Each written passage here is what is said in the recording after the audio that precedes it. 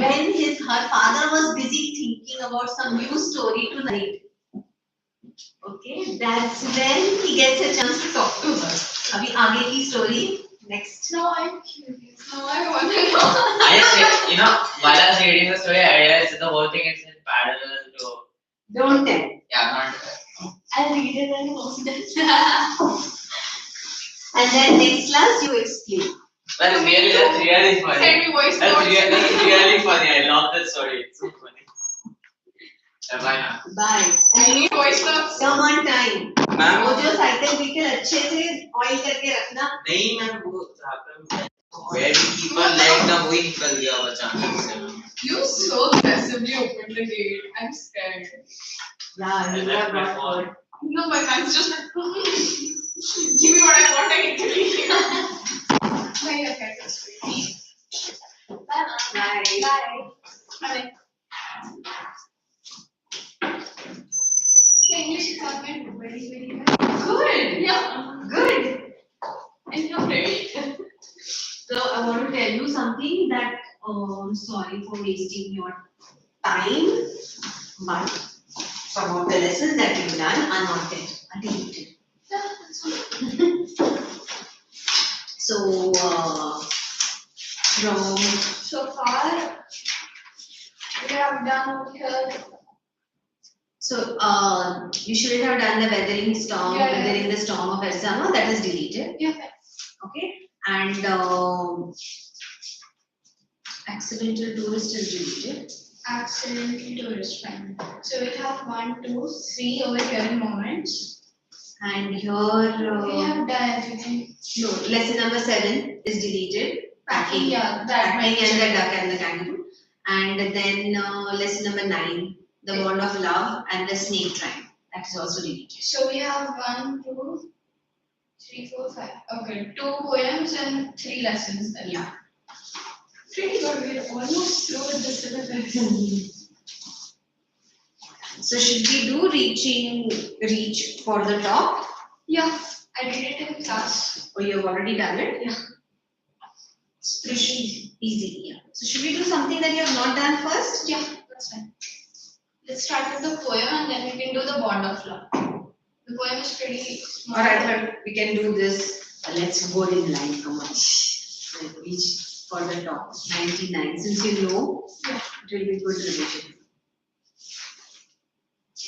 So reach for the top. I read this chapter in class entirely because we had a proxy lecture. So our lovely principal came into the class and said, council member, read the chapter. So the council member read the entire chapter. Okay. I'm sick of her. She does not even know what's happening in the class and she'll just come and give random commands. But then, there are more than one council. There is more than one. Are there more than one council members? In my class, Yeah. there are 3 of us. And she pointed, council member, read the chapter. She knows my sister's name and she calls me by my sister's name. Very rude of her, but keep it. So reach for the top. So here we have stories of Two people, Santosh Yadav and Maria Sharapova. Santosh Yadav is a mountaineer and Maria Sharapova is a tennis a tennis player. Yeah, I like the second half of the story better. This is too lengthy and boring. Whereas Maria Sharapova is just 2 pages. Yeah, the short one. Think for a while and make a list of 3 to 5 persons you idolize or admire very much for their achievements. Your idols may be from any sphere of life, sports, medicine, media, art, or culture. Your teacher will then discuss your choices With you. Do you have any choice, specific choice? of people. Mm-hmm. No. Okay. Mm-hmm. These people, they have different life stories. How can I idealize them when I haven't been through that? The only woman in the world who has scaled Mount Everest twice was born in a society where the birth of a son was regarded as a blessing, and her daughter, though not considered a curse, was not generally welcome. When her mother was expecting Santosh, a traveling holy man giving her his blessing assumed that she wanted a son, but to everyone's surprise, the unborn child's grandmother, who was standing close by, told him that they did not want a son. The holy man was also surprised. Nevertheless, he gave the requested blessing, and as they As destiny would have it, the blessing seemed to go. Santosh was born the sixth child in a family with five sons, a sister to five brothers. She Was is it because they already had five sons, they wanted a daughter? Yeah, I guess. But like the coincidence is so lucky. Yeah. So they said he was surprised that they don't want a son. Maybe they didn't want a son because they already had five in the house. They want one eye, So they wanted a daughter. a few grains of rice and a grain of dal. She was born in a small village of Joniawas of Rewari district in Haryana. Like you know what? Actually, it's like in our this we have a custom. Like if you make that karanji we call. I know. Okay. Or whenever we make modak, if you have seen the modaks, there is always one last one would be one karanji. Because if modaks are brothers, then there should be one daughter. Oh, that's so sweet. The girl was given the name Santosh, which means contentment. But Santosh was not always content with her place in a traditional way of life. She began living on her own terms from the start, where other girls wore traditional Indian dresses. Santosh preferred shorts. Looking back, she says now, from the very beginning, I was quite determined that if I chose a correct and a rational path, the others around me had to change, not me. Santosh's parents were affluent landowners who could afford to send their children to the best schools, even to the country's capital, New Delhi, which was quite close by, but in line with the prevailing custom of the family.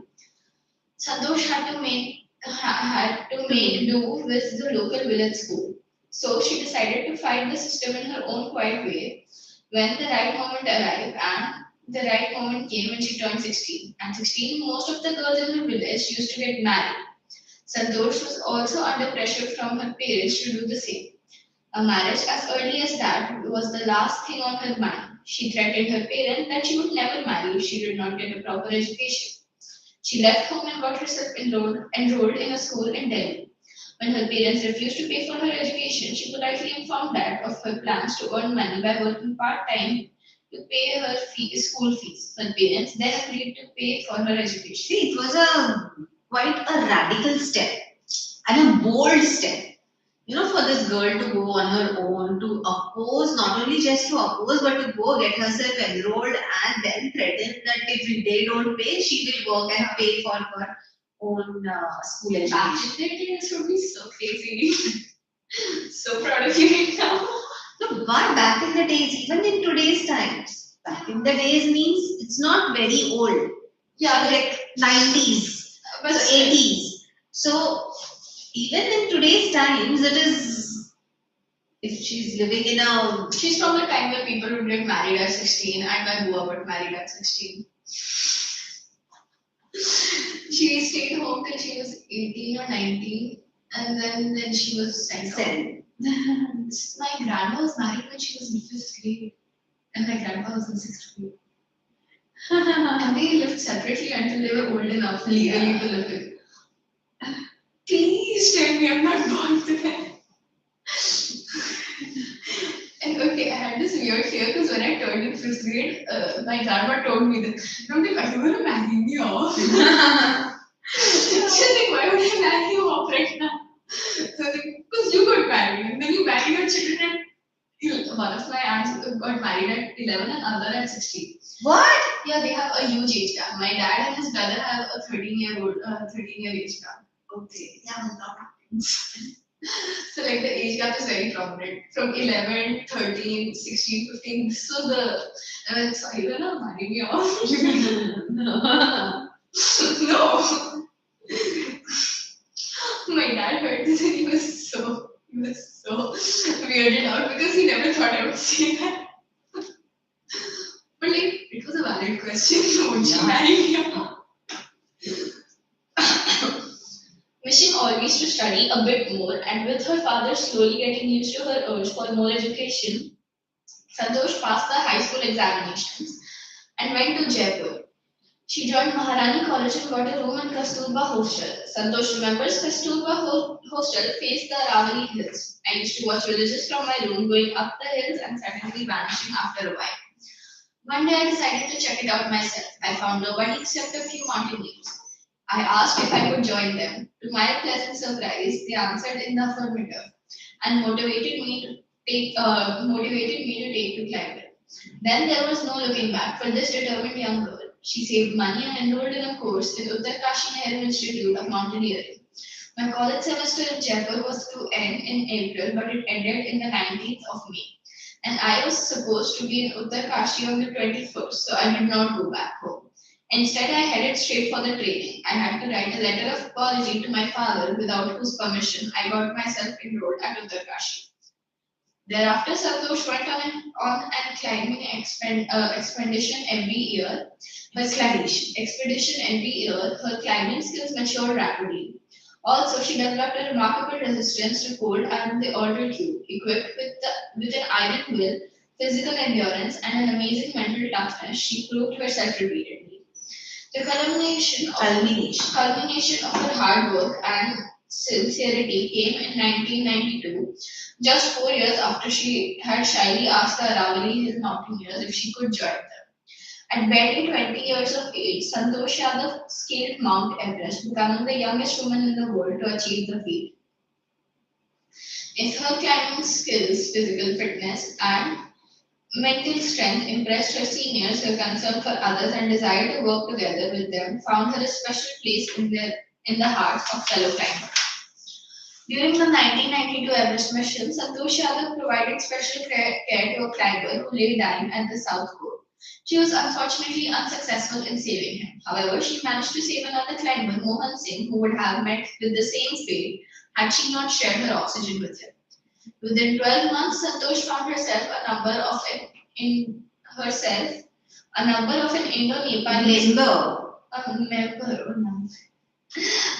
of that's why I went again and read it wrong. She found herself a member of an Indo-Nepalese women's expedition that invited her to join them. She then scaled the Everest in a second time.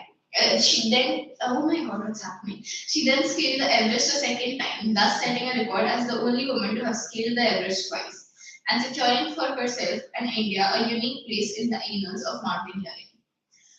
In recognition of her achievements, the Indian government bestowed upon her one of the nation's top honors, the Padma Shri. Describing her feelings when she was literally on top of the world, Santosh has said, "It took some time for the enormity of the moment to sink in. Then I unfurled the Indian tricolor and held it aloft on the roof of the world. This feeling is indescribable. The Indian flag was flying on top of the world. It was truly a spiritual moment. I felt proud as an Indian." Also, a fervent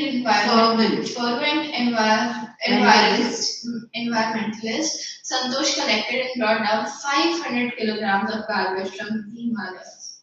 How is it possible? How can someone carry 500? Oh, she made multiple trips to various places in Himalayas, and in total she got down 500 kilos. Oh my God, why did I think she had? That is so dumb. No.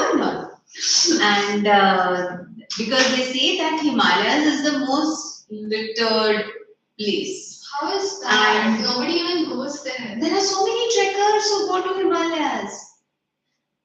How is it dirty when like nobody can reach the top that easily? Reach which top? Like Everest. Everest is one of the highest peaks, and the path to Everest is one of the most littered paths.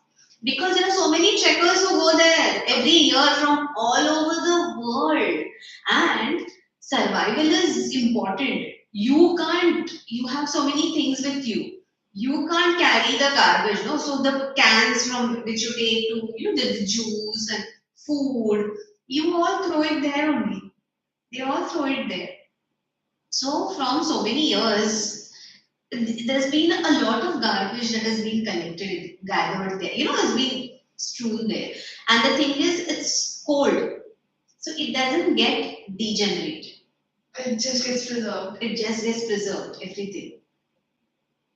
So now, for past 30 years, now, 30 or 20 years, they have started cleaning expeditions. So They don't go all the way till Everest, but there are so many places. No, you must have heard there are so many Base trekkers. Camp, South Pole, and all of these. And there are so many other trekking groups, areas to trek as well, not just Everest. There are so many other smaller treks, no? So these people, they do the cleaning work. Like every trekking group, if you go with, they have a bag. So those, if you go with a particular trekking group, the group members, no, those who are conducting the trek, Yeah. they will always have one trash bag to carry back the trash. That is so nice. Yeah, because I wish I otherwise realized this before it got done. it's a very much littered place otherwise. And like when you're on top, that's what it's when you're on top of Everest. It's not that you're there and standing and enjoying the moment of being on top of the world. You just unfold the flag. They give you a time of some 2 minutes to 3 minutes to wait there, What?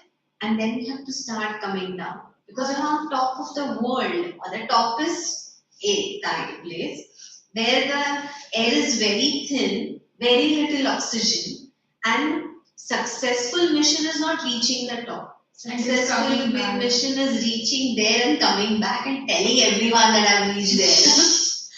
So you have that entire journey to cover and to reach down. So they are there only for 2 to 3 minutes. And they talk all about it. If I was there for 2 or 3 minutes, I wouldn't even talk about it. Yeah, because everything is timed. The more time you think, oh wow, if you start enjoying the moment there, then either you might faint or you may not have, you The have that energy. time, energy, and you have to time yourself to come down to the particular base that you have Oxygen. planned. Yeah, because everything is calculated. If you start late, then and they avoid coming down in the night, Oh. So you start in the morning, you stop at one place, and then you calculate that it will take some 3 hours to reach you, or 4 hours, and then you have to finish that. So you reach there and come back. So that 4 hours. So within 8 hours time, you have to cover that much. So you can't waste time. Makes you want to start trekking now. Sorry? Makes you want to start trekking now. Yeah, apparently I'm working on one, not trekked, was just like that. But then, yeah, those who do the trekking, they get hooked onto it. Like they say it's a different, means you don't have to go all the way to, of course, you can't even go all the way to first attempt in this. But those who go for Himalayan trekking, they say it's a different experience altogether. It's a Yeah, pristine beauty. Yeah, but it's very exhausting too. Like, Yeah. who would want to be there in the cold and just dying every second away from your friends and family? Yeah. Come on, just go to just go to some hills and come back. Okay. So that is Santosh Yadav's story. Okay. And do you have the book? Let's do the question answers and then move to Maria Sharapova. There are very few questions about Maria Sharapova. More importance is given to Santosh Yadav's story. Of course. She left home at 16. I'm turning 16 next year. My turn to leave now. No, if you have the comfortable house and parents are all supportive, you don't have to leave. Now I don't have to leave. See, once you leave, then you'll know what comforts are. My dad says that a lot. Yeah.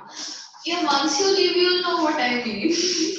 Once you leave, you see. But I don't even have the will to leave because these people are gonna turn old and like just wither away without me. It's so important. But like I need my mom to basically do everything in life. Yeah. If I don't find her at home when I come back from classes, my first thing is to call her 10 times until she picks up. She'll be with her friends, she'll start panicking, her friends will start panicking. But I just want to know where she is. Just making sure my lovely lady is okay, okay.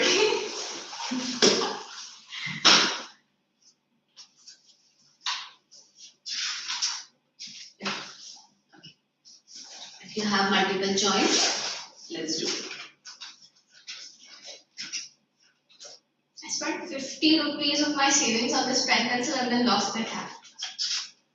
50. This was supposed to be a sketching pen pencil, but when I lost the cap, I ruined the eraser. All to win. All the money I saved to win.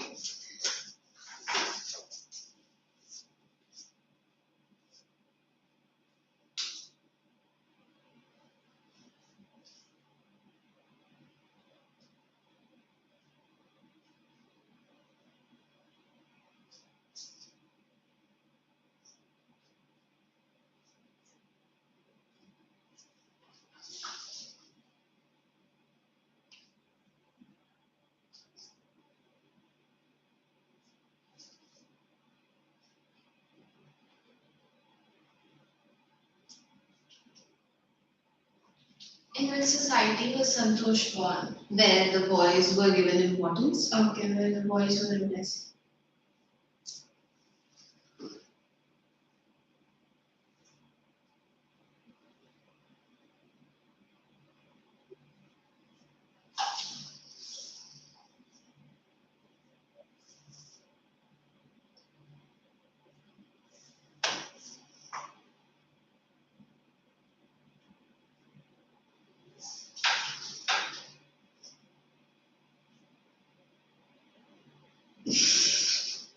What kind of girl was Santosh? A brat.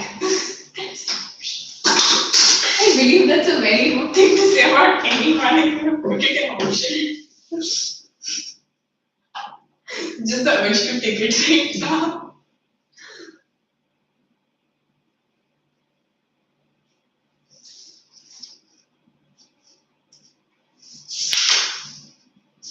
Yep, I did. Did it?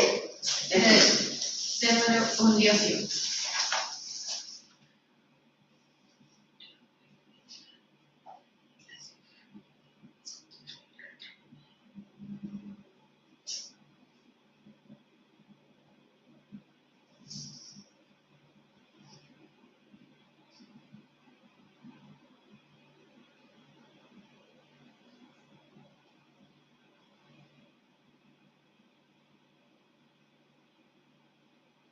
Yes.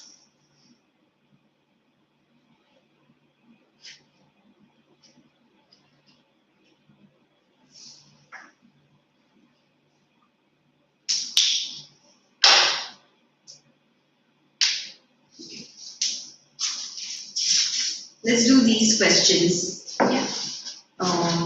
Why was the holy man who gave Santosh's mother his blessing surprised? The holy man was surprised because everybody in the society around them wanted sons, whereas Santosh's grandmother wished for a daughter.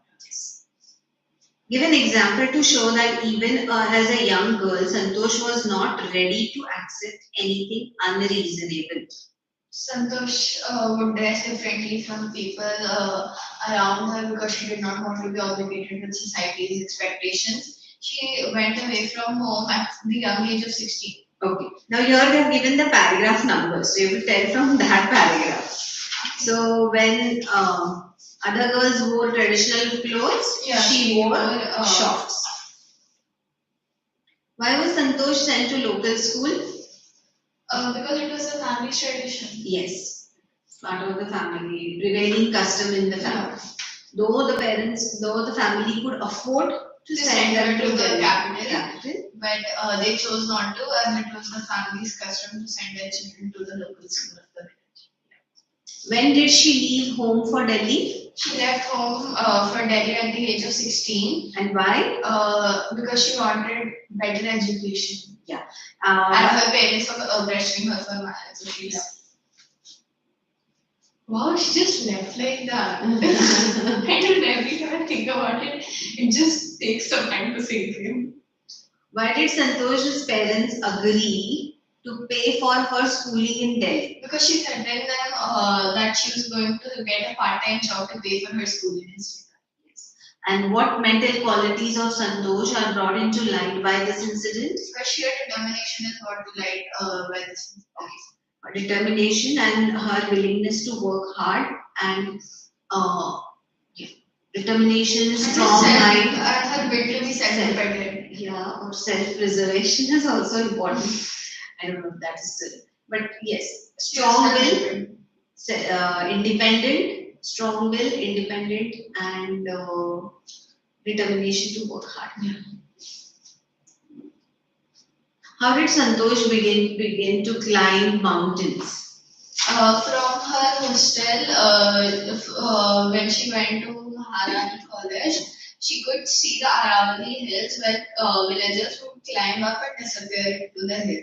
She once decided to try it out herself and met a group of mountaineers who encouraged her to start climbing, and that's how she started to climb mountains. Which incidents during the Everest expedition show Santosh's concern for her teammates? Santosh taking care of a man who lay dying at the South Pole, as well as her giving oxygen to a teammate who would have met with the same fate if not provided oxygen, show her concern for her team. What shows her concern for the environment? Santosh took it upon herself to bring down 500 kilograms of garbage from the Himalayas. That shows her dedication towards preserving the environment. How does she describe her feelings at the summit of the Everest? She says it was a truly spiritual moment, and she felt proud as an Indian. And yeah, that's it. She said it was a spiritual moment and she felt proud. Santosh Yadav got into the record book both times she scaled Mount Everest. What were the reasons for this? It was because she was the youngest. First time when she scaled, she was the youngest woman to climb the Mount Everest, and the second time she scaled it, she was the youngest woman to scale Mount Everest twice. Yeah, she was the only woman to scale Mount Everest twice. Yeah, sorry. Okay. Complete the following statements. From her room in Kasturba hostel, Santosh used to look over the Aravali hills. Yes. Would watch the villagers go up the hill and suddenly vanish. Go up the Aravali hills and suddenly vanish. When she finished college, Santosh had to write a letter of apology to her father because she wrote herself to Kashi without seeking permission from him. During the Everest expedition, her seniors in the team admired her while endeared her to fellow members. Admired her hard work and something. Her climbing skills, physical fitness, and mental strength, and her concern for others and desire to work together endeared. Last paragraph. Yeah.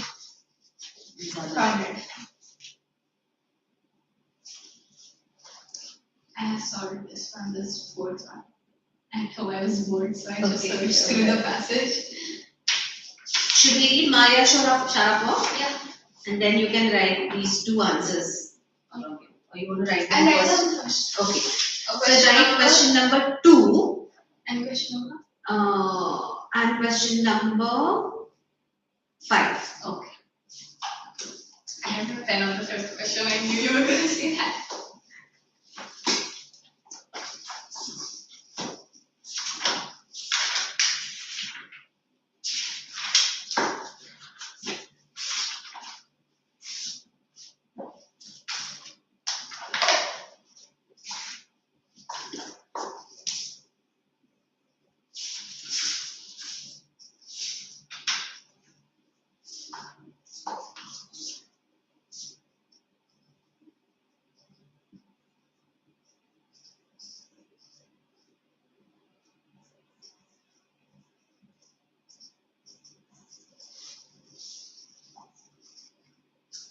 Is it D.A. Sharapova?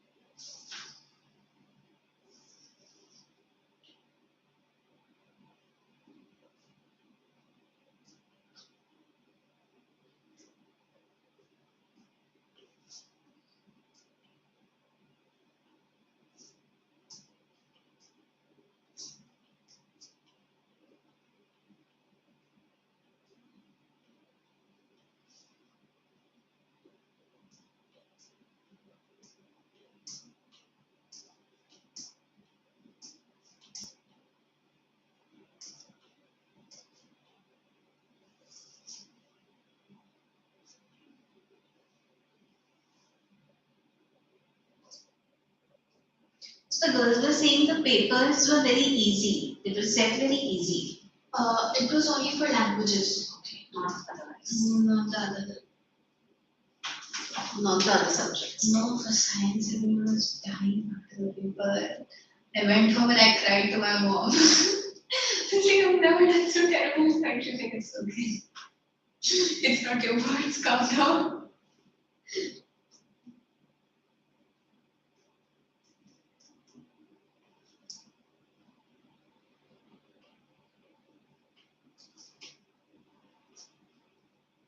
I always wonder how do you study history, geography, economics, political science all together for one paper? The answer is I need to break it down with days. Usually the SST paper and the maths paper, they give us like a weekend before it, or like they are the first papers so that we get time. So I break it apart in like days, and then at the end, whatever chapters from the previous day I think I need to revise, I watch a YouTube video. YouTube is the greatest invention of mankind. My mom loves to say that when I study from YouTube.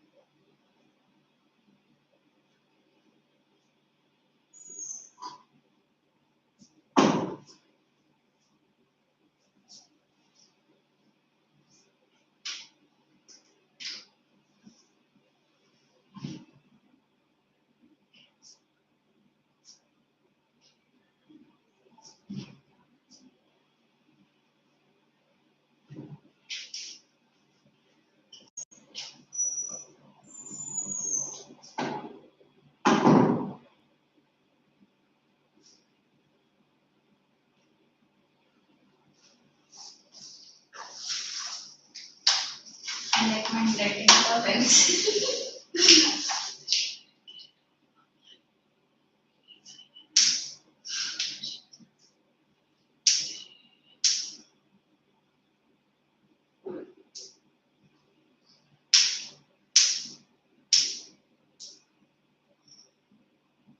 And if you could remember, write the name of the teammate. The name is some Singh, Mohan Singh. Mohan Singh. Mohan Singh. That's how I remember it. We met a celebrity host in our school today. Is it? Yeah, I got his autograph and I got to interact with him because I'm a Who counselor. was it? Ratan Pratap. He hosts TV realities for dance shows. Okay, Ratan Pratap. He's pretty cool. That's Yeah. I made friends with him. I talked to him once and he became friends with me because he was bored throughout. Everyone was treating him very high-fi and then I was chattering too much so he became friends with me. So the first time she scaled Mount Everest, she was 20 years old, and thus she made a record of being the youngest woman. So mention that she was 20 years old. She was 20 years old, no? I don't really think. Yeah, it's given.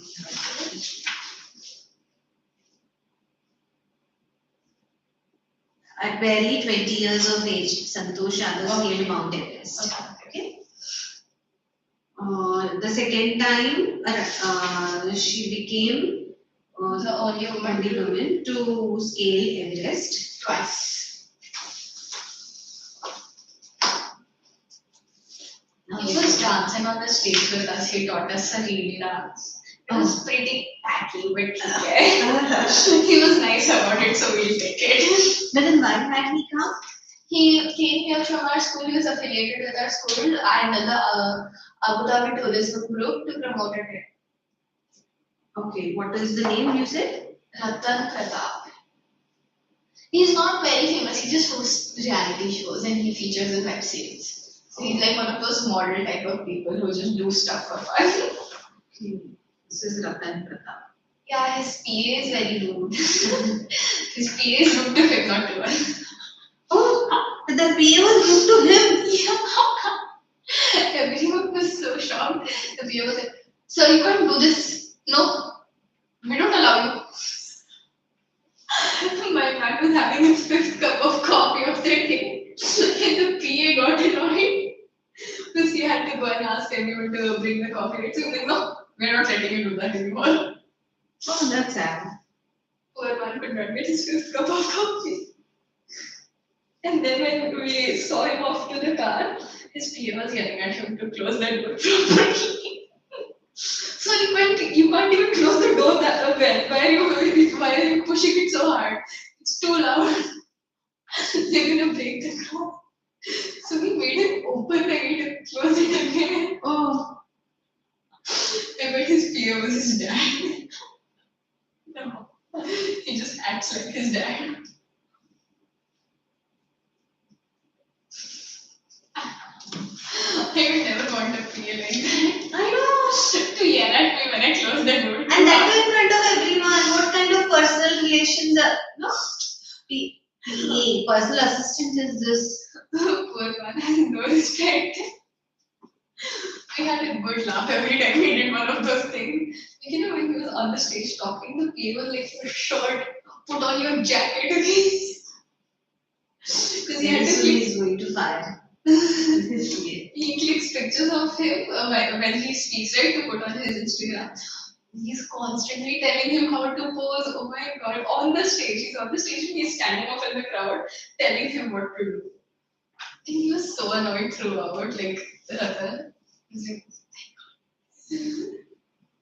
I bet he's affiliated with some company that's making him work with him. Yeah. Or else why would someone want a dad like me? My dad would never want that.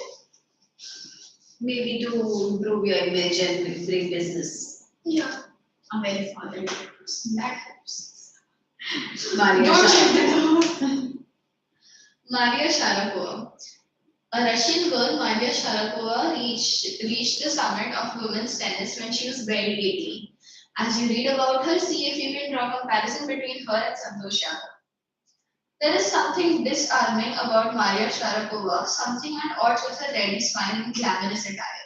And that something in her lifted her on Monday, 22nd August 2005 to the world number one position in women's tennis. All this happened in almost no time. Poised beyond her years, the Siberian born teenager looked just 4 years as a professional. Took just 4 years as a professional to reach the pinnacle. However, the rapid ascent in a fiercely competitive world began 9 years before, with a level of sacrifice few children would be prepared to endure. Little Maria had not yet celebrated her 10th birthday when she was packed off to train in the United States. That trip to Florida with her father, Yuri, launched her on the path to success and stardom. But it also required a heart wrenching 2 year separation from her mother in Helena. The latter was compelled to stay back in Siberia because of her visa restrictions. The 9-year-old girl had already learned an important lesson in life that tennis excellence would only come at a price. I used to be so lonely, Maria Sharapova recalls. I missed my mother terribly. My father was working as much as he could to keep my tennis training going, so he couldn't see me either. Because I was so young, I used to go to bed at 8 p.m. The other tennis people would come in at 11 p.m. and wake me up and order me to tidy up the room and clean it. Instead of letting that depress me, I became more quietly determined and mentally tough. I learned how to take care of myself. I never thought of quitting because I knew what I wanted. When you come from nothing and you have nothing, then it makes you very hungry and determined. I would have put up with much more humiliation and insults than that to steadfastly pursue my dream. That toughness, steadfastly pursue my dreams. That toughness runs through Maria even today. It was the key to her bagging the women's single crown at Wimbledon in 2004, to her meteoric rise to the world number one spot the following year. While her journey from the frozen plains of Siberia to the summit of women's tennis has touched the hearts of tennis fans, for the youngster herself, there appears to be no room for sentiment. The straight looks and the answers she gives when asked about her ambition make it amply clear that she considers that the sacrifice were worth it. I am very competitive. I work hard at what I do. It's my job. This is her mantra for success. Though Maria Sharapova speaks with a pronounced American accent, she proudly parades her Russian nationality. Clearing all doubts, she says, I am Russian. It's true that the US is a big part of my life, but I have Russian citizenship. My blood is totally Russian. I will play the Olympics for Russia if they want me to. Like any number of teenage sensations, Maria Sharapova lists fashion, singing, and dancing as her hobbies. She loves reading the novels of Arthur Conan Doyle. Her fondness for sophisticated evening gowns appears at odds with her love of pancakes with chocolates, bread, and fizzy orange drink. How is that at odds? I don't get it. Why can't she like evening gowns and then have nasty pancakes and oranges with it? Because these players, they have very strict regime of diet. Yeah. So Maybe because she of can that. cheat sometimes. Yes. My dad's trainer used to be very mean, but my dad would eat anything he wants, like when the trainer could not find out. He was very mean too. He was like, "You see that belly pouch of yours? It's never gonna go away with that time." My dad had recorded him yelling, "Man, we had a good laugh. You see that belly pouch?" Where? My dad goes to a gym in his company itself. So like they have gym, swimming, training. And he says the gym trainer must be upset from his own personal life to yell at everyone like that. That's true. Where is his office? I don't remember. I never asked him. He writes it in my calendar. I never check. I don't know, somewhere in Banswali. Yeah, he goes every morning, comes at night. Yeah. So MIDC, that Mape. Okay. I'll find it. Now I need to figure it out. Yeah, give it to the future to figure it out. Maria Sharapova cannot be pigeonholed or categorized. Her talent, unwavering desire to succeed, and readiness to sacrifice have lifted her to the top of the world. Few would grudge her the riches she is now reaping. This is what she has to say about her monetary gains from tennis. Of course, money is a motivation. Tennis is a business and a sport. But the most important thing is to become number one in the world. That's the dream that kept me going. She's honest about it. She's extremely, she doesn't play anymore. I don't think. Yeah, people usually quit playing when they reach the top. Yeah. When they're number one, after that they never play. No, she played after that. No, as in like a few times after and then they'll quit entirely. Just most of the times when they reach, women players, when they reach around 28, 29, 30, they quit. Yeah, but it is usually because one of my friends is a tennis enthusiast. So it is usually because they don't want to lose that pinnacle of being number one. And like when they keep on playing and competing, there is a chance they lose and there is a chance. But when the Williams sisters came, they all started losing. Yeah. So that's true.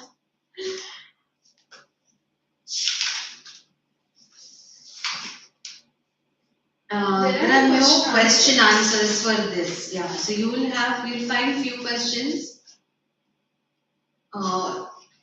in the book itself. There are just this. As you read, look for the answers to these questions. Why was Maria sent to the United States? She was sent to the United States for her tennis training. Yes. Why didn't her mother go with her? Because her mother's visa restrictions did not allow her to come. What are her hobbies? What does she like? Her hobbies are fashion, singing, and dancing. She likes reading novels from Arthur Conan Doyle. She loves evening gowns as well as pancakes with chocolate spread and fizzy orange drinks. Yes. That sounds like such a nice breakfast my nanny could make. Now we need to give her a call.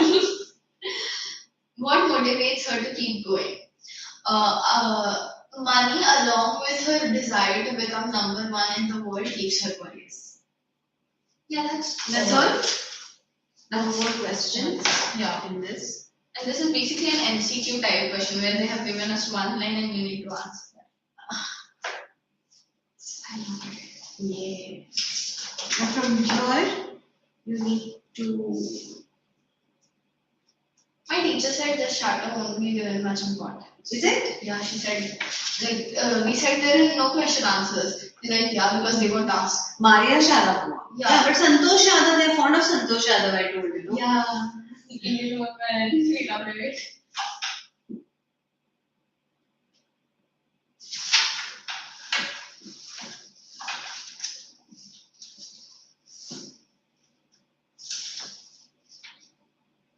Could you be back from the washroom? Okay. Yeah, just for a minute.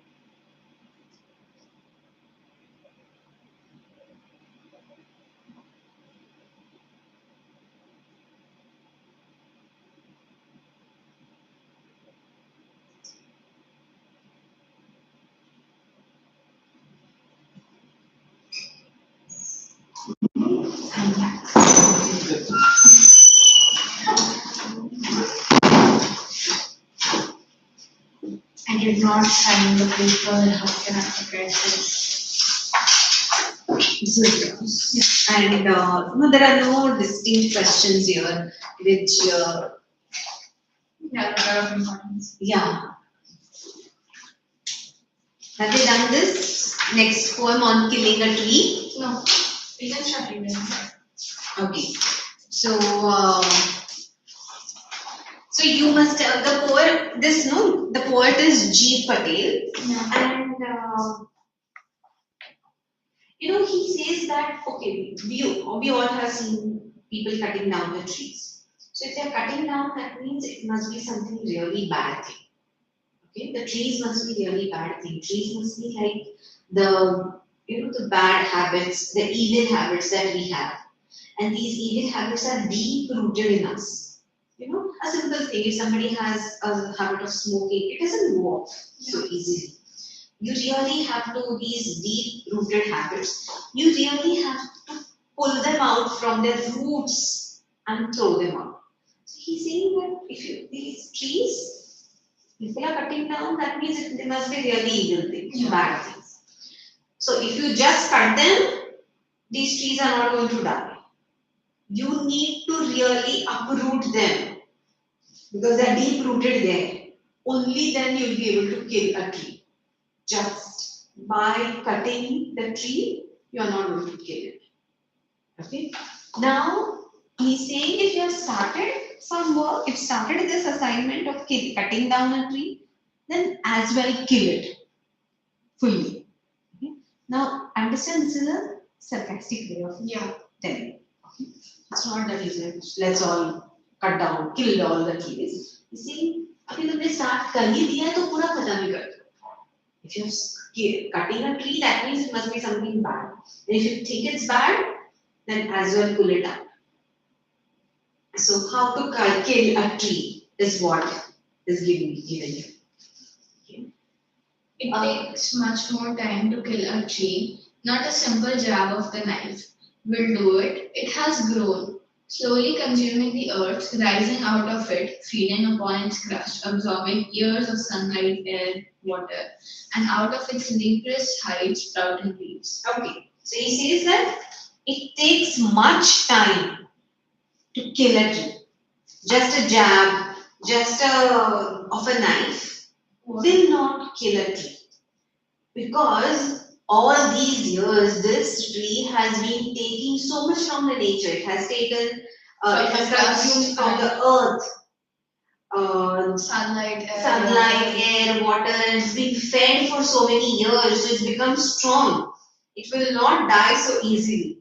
So, and out of its leprous hide sprouting leaves. So basically leaves are yeah, so there are, the leprous hide is the bark, the dirty looking bark, and there are so many leaves coming out of this bark.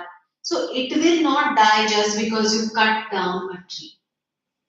So hack and chop, but this alone won't do it. Not so much pain will do it. The bleeding bark will heal, and from close to the ground will rise curled green twigs, miniature bulbs, which, if unchecked, will expand again to former size. If you hack and chop, Yeah. that is not going to kill the tree. the bark will bleed. Every time the sap runs. Yeah. But it will dry up. And even if you cut down the tree, from ground, it will rise again, the small tail twigs, the curled twigs. And if you don't check them on time, then this tree will again grow to its original size. So just cutting down is not going to help. No, the root is to be pulled out of the anchoring earth. It is to be roped tight and pulled out, snapped out, or pulled out entirely out from the earth's cave. And the strength of the tree exposed, the source, white and wet, the most sensitive hidden for years inside the earth. So he says, now that just chopping, no, it's not going to help. What do you have to do? The roots. The root is to be pulled out. That root that is holding the tree inside the earth, that is out of the anchoring earth, something that is, the earth is anchoring the roots. Pull them out from the earth. Pull it out, snap it out, or pull it out entirely. And then you will expose the strength of the tree. And the strength of the tree exposed. The source, white and wet. That is the strength. That is the source of the strength. You pull it out, and then you'll know that this wet, white thing is the strength of the tree. Most sensitive. And therefore it was hidden inside the earth for years. Then the matter of scorching and choking in sun and air, browning, hardening, twisting, withering, and done. And then it is done. And you expose these roots to that harsh sun, wind, and they will start dying. The wet, white roots will dry in the scorching heat, and it will get choked. They will brown, they will harden, twisting and withering, they will start breaking, and then it will be done. And then the tree will die. Not just by chopping and hacking and breaking the branches. I like it. I like it. That gives me some sort of feelings. I don't know what exactly, but I like it. That's what Jeev Patel says. And I don't know how to. I feel it's sad. Yeah, it seems like a very angry poem. I feel like he was very upset with something in life and he wrote this. But it's nice. The writing style I enjoyed. The way he's describing everything, like especially in the last paragraph when he explains it, I like it. Like if you want to kill this way. Kill it entirely. Don't hack it and let it bleed. It will die. It will dry and it will feel bad and start growing again. So to this day, I'm not sure whether it's a metaphor. Whether it's a metaphor. Whether it's trying that bad habits for you. It's bad habits, or is it like a unaware, mature way, it's like a marriage, like when, that you fight and you try to end it, but then you are so emotionally involved in each other that it's very difficult to break off. So in the book, they will talk about bad habits, evil habits, but I always felt that it is much more than that. It's not just evil habits. It's not that shallow that he's talking about. He's probably talking about something that is too entwined and too much deep rooted. And then when you're trying to break it off, so don't just fight and hurt each other and move off.